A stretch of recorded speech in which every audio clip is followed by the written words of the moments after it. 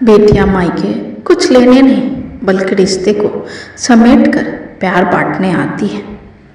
अगले सप्ताह रक्षाबंधन का त्योहार था, इसलिए अनोखी ने अपने भैया आदर्श को फ़ोन की और बोली, भैया इस बार मैं नहीं आ पाऊंगी रक्षाबंधन पर, इसलिए मैं राखी पोस्ट कर दे रही हूँ। एक दिन में मिल जाएगा तो आप बांध लीजिएगा। पर क्यों बहना, इस बार ऐसा क्या हो गया जो तू नहीं आ पाएगी? हर साल तो तू 2-4 दिन पहले पहुंच जाती थी। कोई बात है तो बता अनोखी, मुझसे कोई नाराजगी है क्या मेरी प्यारी बहना, जो तू ऐसे नहीं आने का कह रही है? साल में एक बार तो आती है और वो भी आने से मना कर रही है। बता तो सही क्यों नहीं आ रही है? कोई परेशानी है तो बोलना, मैं हल ढूंढता हूँ ना, पर ऐसे ना मत कह अनोखी। बोल बच्चा, क्या बात है? आदर्श अनोखी की ना सुनकर काफी परेशान हो गया था, इसलिए उदास परेशान होते हुए कहता है,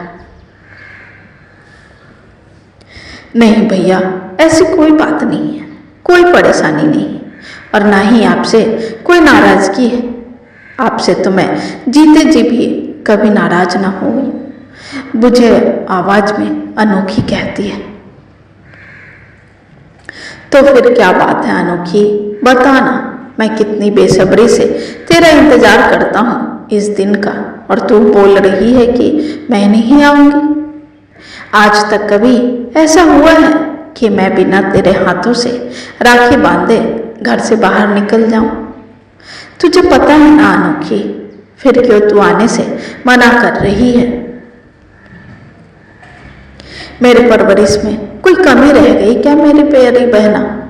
बोलना, जब से माँ बाबूजी इस दुनिया को छोड़कर गए हैं तब से तू ही तो मेरे दिल के सबसे करीब रही है। तेरे सिवा मेरा और कौन अपना है अनोखी? ऐसा बोलते बोलते आदर्श की आवाज रुआसी हो जाते हैं। दूसरी तरफ अनोखी भी आदर्श की बातों को सुनकर रोने लगती है। कुछ क्षण के लिए दोनों तरफ सन्नाटा छा जाता है। बस भाई बहन का प्यार आंखों से बरस रहा था। फिर अनोखी आंख के आंसुओं को पोंछते हुए कहती है, भैया आपके सिवा भी तो कोई मेरा अपना नहीं है। मैंने तो आप में ही अपने माँ बाप को देखा है। आप तो मेरे लिए सभी रिश्तों से बड़े हो भैया। मुझे तो याद भी नहीं है माँ बाबा का चेहरा भैया। मैंने तो सिर्फ आपको देखा है हर क्षण हर घड़ी। भैया आप में ही मैंने माँ बाबा को देखा। आपने तो मेरी हर ख्वाहिश पूरी की है भैया, हर ख्वाहिश। और कहते कहते रो पड़ी अनोखी। मत रो मेरी लाडो बहना, चुप हो जा और जल्दी से आ जा, मैं तेरा इंतजार करूंगा। आंखों से आंसू पोंछते हुए आदर्श कहता है, नहीं भैया मैं नहीं आ पाऊंगी, इसलिए जिद नहीं कीजिए। रोते रहते सांसों की सिसकियां लेते हुए अनोखी कहती है, पर क्यों अनोखी, ऐसी कौन सी बात है जो तुम मुझसे छुपा रही है? वहां सब ठीक है ना? विकास जी से कोई बात हुई क्या अनोखी? ससुराल वालों ने कुछ कहा क्या? कुछ तो बता अनोखी, तुझे मेरी कसम है। देख मेरा जी बहुत घबरा रहा है, इसलिए जो भी है बता मुझे। हैरान परेशान आदर्श अनोखी को कहता है, आप ये कैसी कसम दे दिए भैया? फिर लंबी आहें बढ़ते हुए अनोखी कहती है, यहाँ सब ठीक है भैया, कोई कुछ नहीं कहा, बस वो भाभी मुझे। कहते कहते एकाएक रुक जाती है अनोखी। भाभी शब्द सुनकर आदर्श कहता है, क्या भाभी अनोखी, चुप क्यों हो गई? बता क्या कह रही थी अनोखी? आदर्श के काफी जिद करने पर अनोखी पूरी बात बताती है। वो भाभी ने मुझे फोन किया था और रक्षाबंधन पर आने के लिए मना कर रही थी। वो मुझे इतना कहकर अनोखी की जुबान फिर से ठहर जाते। ऐसा कहा अनोखी तेरी भाभी सपना ने, और तू कहते कहते रुक क्यों गई? मुझे पूरी बात बता, वो क्या कह रही थी?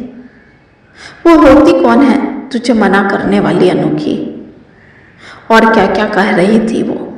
बोल साफ साफ मुझसे, गुस्से से आदर्श कहता है। भैया, भाभी कह रही थी कि रक्षाबंधन में आने की कोई ज़रूरत नहीं है, सिर्फ राखी भेज देना। जब भी आती हो तो भैया तुम्हें भर भर के सामान देते हैं और तुम भर भर के ले जाती हो अपने ससुराल। अरे तुम्हें इतनी भी अक्ल नहीं है कि उनका भी एक परिवार है, बाल बच्चे, पत्नी है। कब तक भैया के पैसों पर ऐसे नज़र डालकर बैठोगी? अब तो हमारा पीछा छोड़ दो। अनोखी की बात सुनकर मानो आदर्श के तन बदन में आग लग गया। गुस्से से भड़कते हुए कहता है, अरे वो कौन होती है हम दोनों भाई बहन के बीच बोलने वाली? साल में एक बार तो तू आती है, उस पर से तू उसकी आंखों में खलने लगी, और मैं कुछ भी दूँ तुझे, वो कौन होती है बोलने वाली? मैं अपनी कमाई से देता हूँ, उसके बाप के घर से नहीं लाता हूँ जो वो तुझे बोल रही है। उसे तो आज तक मैंने किसी चीज़ की कोई कमी होने नहीं दिया, ऐसो आराम से जीवन जी रही है, फिर भी उसे तकलीफ हो रही है। एक तो तू शादी के बाद कुछ मांगती नहीं है, मैं अपनी मर्जी से देता हूँ, फिर भी सपना की ऐसी सोच। चलो कोई नहीं प्यारी बहना, मैं उसे आज अच्छे से समझाता हूँ। नहीं भैया, आप ऐसा कुछ नहीं कहेंगे जिससे भाभी को बुरा लगे और आप लोगों के रिश्ते में मेरी वजह से खटास आ जाए। मैं ऐसा कभी नहीं चाहूँगी भैया। नहीं, वो जीवन भर मुझे ताना देगी कि मैंने उसके जीवन में आग लगा दिया। इसलिए वादा कीजिए कि आप भाभी को कुछ नहीं कहेंगे। हमारा रिश्ता किसी तोहफे का मोहताज नहीं है भैया। मैं तो मायके आती हूँ सिर्फ खुशियाँ देने और लेने। भैया, आप वादा कीजिए कि इस बार रक्षाबंधन में आप कुछ नहीं देंगे, तभी मैं आऊँगी। ठीक है मेरी बहना, कुछ नहीं दूंगा, पर तू जल्दी से आ जा। तुझसे मिलने का बहुत मन कर रहा है। तुझे देखना चाहता हूँ कि मेरी गुड़िया अब कैसी दिखती है दूसरी बार माँ बनने के बाद, और छोटी गुड़िया को भी तो मुझे देखना है। भैया की बात मानकर अनोखी अपने भैया भाभी के घर आती है। रक्षाबंधन का त्यौहार अच्छे से मनाया जाता है। जब उसके लौटने का समय होता है तब इस बार अनोखी खाली हाथ जा रही थी, जिसे देखकर सपना ने कह दिया, क्या बात है अनोखी, लगता है आपके भैया का प्यार कम हो गया है इस बार। सपना की कटाक्ष सुनकर अनोखी कहती है, भाभी कम नहीं ज़्यादा हो गया है, जो आपके समझ से पड़े हैं। आप नहीं समझेंगी, हमारा प्यार किसी तोहफे का मोहताज नहीं है भाभी जी, जो मिले तो ज़्यादा और ना मिले तो कम। दूसरी बात, बेटियां मायके कुछ लेने नहीं बल्कि कुछ देने आती है। बिखरे रिश्ते को समेटकर प्यार बांटने आती है, और बदले में प्यार के बदले खुशियाँ अपनी झोली में समेट कर जाती है, ताकि पूरे साल वो उस खुशियों को थोड़ा थोड़ा खर्च कर सके। अनोखी की बात सुन सपना की आंखें शर्म से झुक जाती है। उसे अपनी गलतियों का एहसास होता है और बिना कुछ बोले अंदर चली जाती है। जैसे ही अनोखी घर से बाहर गाड़ी में बैठने लगती है, पीछे से सपना अनोखी को रोकते हुए कहती है, अनोखी रुकिए। हाथों में एक छोटा सा डब्बा और एक गुलाबी रंग की साड़ी अनोखी की हथेलियों पर रखते हुए सपना कहती है, इसे स्वीकार कीजिए अनोखी, इस पर सिर्फ आपका अधिकार है। आपके भैया ये आपके लिए लाए थे, जिस पर मैंने जबरदस्ती अपना हक जमा लिया था। मुझसे बहुत बड़ी भूल हो गई अनोखी, मुझे माफ कर दीजिए। नहीं भाभी, मैं ये नहीं ले सकती। मैंने भैया को पहले ही मना कर दिया था और इसी शर्त पर मैं यहाँ आई हूँ। आंखों में पश्चाताप के आंसू लिए सपना कहती है, अगर आज आपने इसे नहीं रखा तो मैं समझूंगी कि आपने मुझे माफ नहीं किया। आज ये तोहफा आपके भैया नहीं बल्कि आपकी भाभी दे रही है, जिसने आपका दिल दुखाया है। जो मुझे नहीं बोलना था वही मुंह से निकल गया।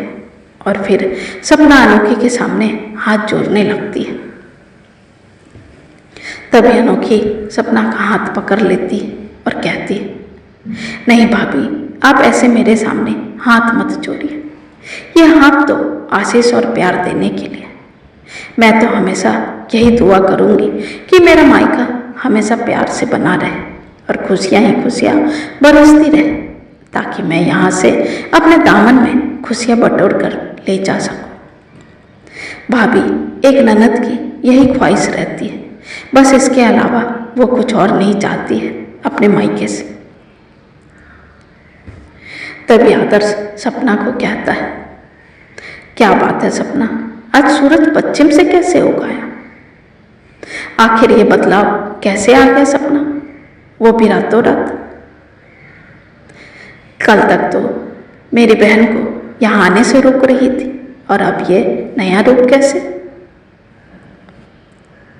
बदलाव नहीं जी, सजा कहिए। हमसे हम जो होते हैं वही तो मिलता है। इस हाथ से दो और उस हाथ से लो, बस वही हुआ मेरे साथ भी। पर मैं इतनी खुशकिस्मत नहीं कि मुझे मेरा बिखरा रिश्ता वापस मिल जाए। आंखों के कोर को अपने पल्लू से पोंछते हुए सपना कहती है।